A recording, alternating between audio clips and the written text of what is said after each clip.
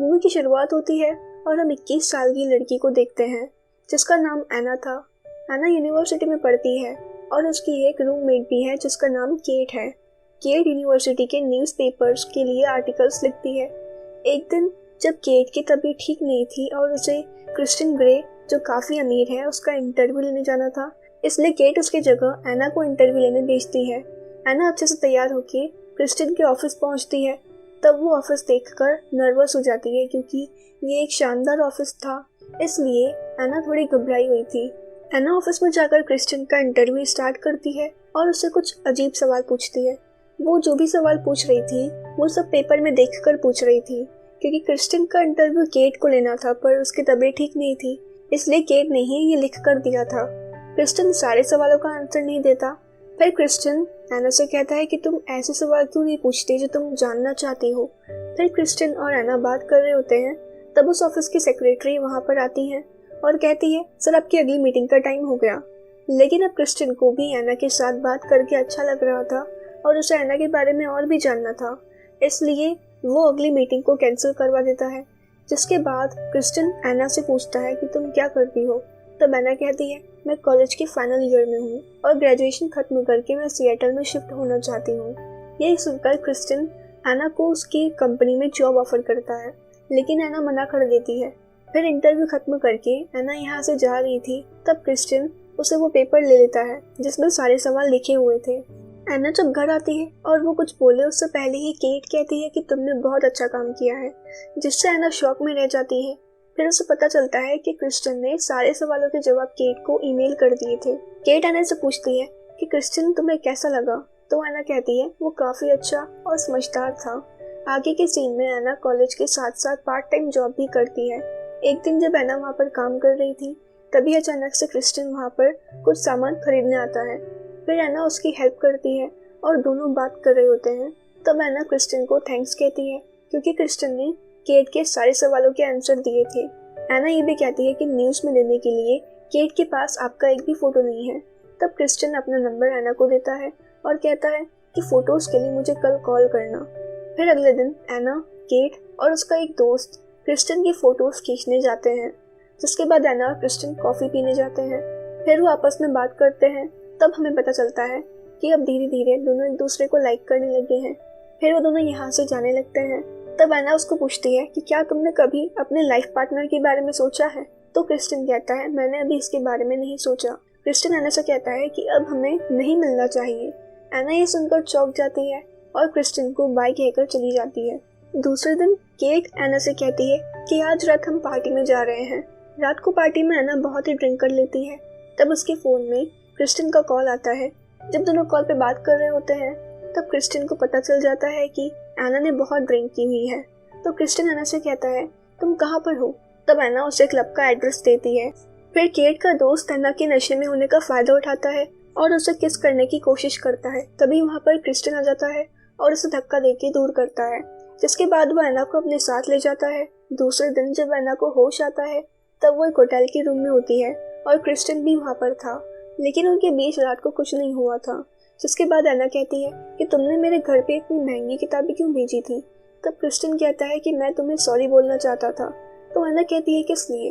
Actually में जिस दिन एना और क्रिस्टिन कॉफ़ी पीने गए थे उस दिन एना को क्रिस्टिन के बर्ताव से बुरा लगा था, इसलिए क्रिस्टिन ने थॉमस हार्डी की महंगी किताब की फर्स्ट कॉपी भेजी थी। जिसके बाद वो दोनों यहाँ से जाने लगते हैं। जब वो लिफ्ट में होते हैं तब पहली बार दोनों किस करते हैं। फिर क्रिस्टिन एना को घर पर छोड़ने जाता है और उसको कहता है कि मैं तुम्हें कल जरूर मिलूंगा। दूसरे दिन जब एना स्टोर का काम खत्म करके बाहर जाती है तो उसे वहाँ पर क्रिस्टिन का बॉडीगार्ड पिक करने आता है और वो एना को एक बिल्डिंग के टॉप फ्लोर पर ले जाता है जहाँ पर क्रिस्टिन उसका वेट कर रहा था। जिसके बाद वो अपने हेलीकॉप्टर में एना को अपने घर ले जाता है। एना वहाँ जाकर चौंक जाती है क्योंकि क्रिस्टिन का घर बहुत ही शानदार था। वहाँ पर क्रिस्टिन एना को एक कॉन्ट्रैक्ट साइन करने को देता है जिसके अंदर लिखा था, हमारे बीच में जो भी बातें होंगी ये तुम किसी को नहीं बताओगी। एना कहती है कि मैं वैसे भी हम दोनों की बात किसी को नहीं बताती। फिर वो एग्रीमेंट पर साइन कर देती है।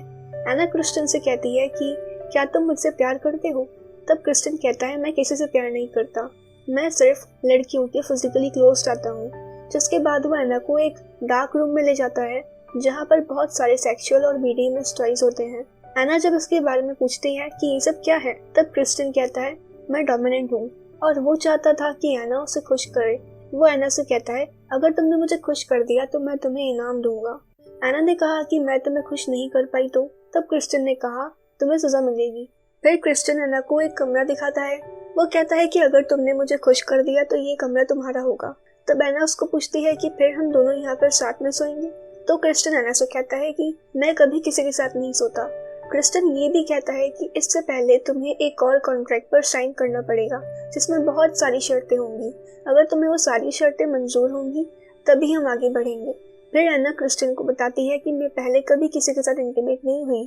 तब क्रिस्टियन एना के क्लोज जाता है और उसे किस करता है, जिसके बाद वो दोनों इंटीमेट होते हैं और ऐसे ही वो बार बार इंटीमेट होते हैं। अगले दिन मॉर्निंग में वो दोनों फिर इंटीमेट होते हैं। फिर क्रिस्टियन की मॉम वहाँ पर आती है।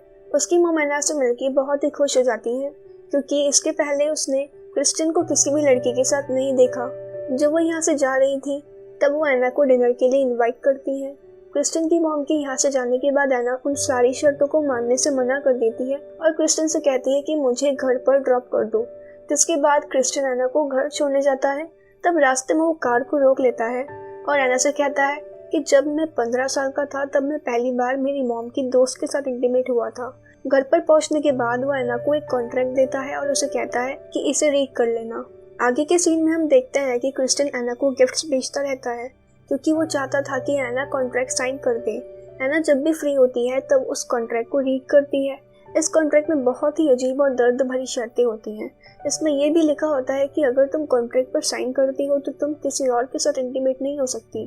पूरा कॉन्ट्रैक्ट रीड करने के बाद एना डिसाइड कर लेती है कि वो कॉन्ट्रैक्ट पर साइन नहीं करेगी और क्रिस्टियन से रिश्ता भी नहीं रखेगी क्योंकि इस रिश्ते में एना को सिर्फ दर्द ही मिलेगा। फिर एना क्रिस्टियन को मैसेज करती है। मैसेज को पढ़ने के बाद रात को क्रिस्टियन एना के घर आता है और वो दोनों वहाँ पर इंटीमेट होते हैं। अब एना क्रिस्टियन को प्यार करने लगी थी। इंटीमेट होने के बाद एना क्रिस्टियन से कहती है तुम आज रात यहीं पर सो जाओ। तब क्रिस्टियन कहता है मैंने तुम्हें पहले भी कहा था कि मैं किसी के साथ नहीं सोता। ये सब होने के बाद दोनों एक दूसरे को मैसेज करने लगते हैं। तब एना क्रिस्टियन से कहती है मैं कॉन्ट्रैक्ट साइन करने के लिए रेडी हूँ, लेकिन उसके पहले तुम्हें मेरे साथ एक ऑफिशियल मीटिंग करनी होगी। तो क्रिस्टियन मीटिंग के लिए तैयार हो जाता है। मीटिंग के दौरान एना उस कॉन्ट्रैक्ट में से कुछ शर्तें हटवा देती है क्योंकि वो बहुत ही पेनफुल थी। क्रिस्टियन भी ये शर्तें हटाने के लिए मान जाता है, लेकिन अभी भी एना ने कॉन्ट्रैक्ट को साइन नहीं किया था। फिर क्रिस्टियन एना को छोड़ने नीचे जाता है। तब एना उसे अपनी कार दिखाती है और वहाँ से चली जाती है। आगे हम देखते हैं कि एना कुछ दिन क्रिस्टियन से नहीं मिलती और अब एना का ग्रेजुएशन खत्म हो गया और उसका यूनिवर्सिटी में लास्ट डे है। तो उस दिन क्रिस्टियन वहाँ पर आता है और उन दोनों के बीच बातें होती हैं। फिर क्रिस्टियन एना की कार को उसे बिना बताए बेच देता है और उसे एक नई कार गिफ्ट करता है। अभी भी एना क्रिस्टियन को समझ नहीं पा रही थी, इस वजह से वो सोच में पड़ जाती है। फिर हम देखते हैं एना को उसकी मॉम का कॉल आता है और वो एना को टेंशन में देख उसको अपने पास बुला लेती है। जब वो अपनी मॉम के पास जाती है तब क्रिस्टियन भी वहाँ पर जाता है जहाँ एना क्रिस्टियन के साथ इंटीमेट होती है और इस तरह से होती है जिस तरह से क्रिस्टियन चाहता है। वो उस पर अपने BDSM टॉयज का इस्तेमाल भी करता है। दूसरे दिन क्रिस्टियन एना को उसकी फैमिली से मिलवाने ले जाता है और वहाँ पर सब साथ में डिनर करते हैं। फिर रात को जब वो दोनों अकेले होते हैं तब क्रिस्टियन कहता है कि तुम सिर्फ मेरी हो, लेकिन एना कहती है मैं तुम्हें अभी भी समझ नहीं पा रही हूँ। तुम मुझे खुद को छूने क्यों नहीं देते और हम दोनों पूरी रात एक बेड में क्यों नहीं सो सकते? मुझे कुछ समझ नहीं आ रहा। मैं भी तुम्हें छूना चाहती हूँ, मैं भी तुमसे प्यार करती हूँ, लेकिन तुम ऐसे क्यों हो? क्रिस्टियन के पूरे बदन पर जलने के निशान भी होते हैं। जब एना रात को उससे पूछती है तब क्रिस्टियन एना को बताता है कि अभी तुम मेरी जिस मॉम से मिली हो वो मेरी रियल मॉम नहीं है, वो मेरी सौतेली मॉम है और जिस महिला ने मुझे जन्म दिया था वो एक प्रोस्टिट्यूट थी। जब मैं 3 साल का था तब उनकी मौत हो गई थी।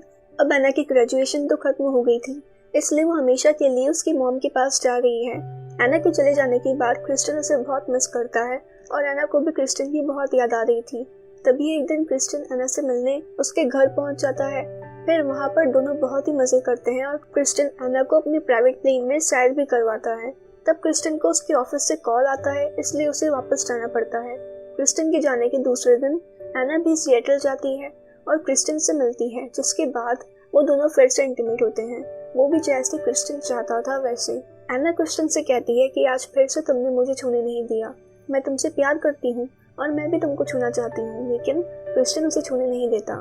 तब एना कहती है क्या मुझसे कोई गलती हुई है या मैंने उस कॉन्ट्रैक्ट पर साइन नहीं किया इसलिए? तब क्रिस्टन कहता है ऐसा नहीं है। फिर एना पूछती है कि उस कॉन्ट्रैक्ट में जो भी शर्तें लिखी थी उसका कोई मतलब नहीं। तो क्रिस्टन कहता है उसका मतलब है।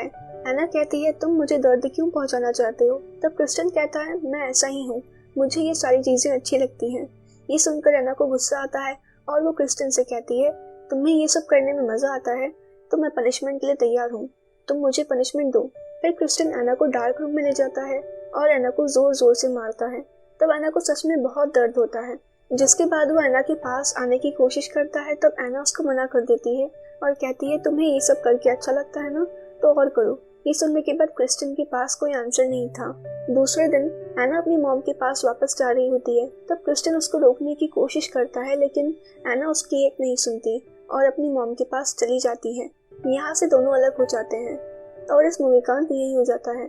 इस मूवी के सेकेंड और थर्ड पार्ट की लिंक डिस्क्रिप्शन बॉक्स में मिल जाएगी। इस मूवी का नाम 50 शेड्स ऑफ ग्रे है, जो साल 2015 में रिलीज हुई थी।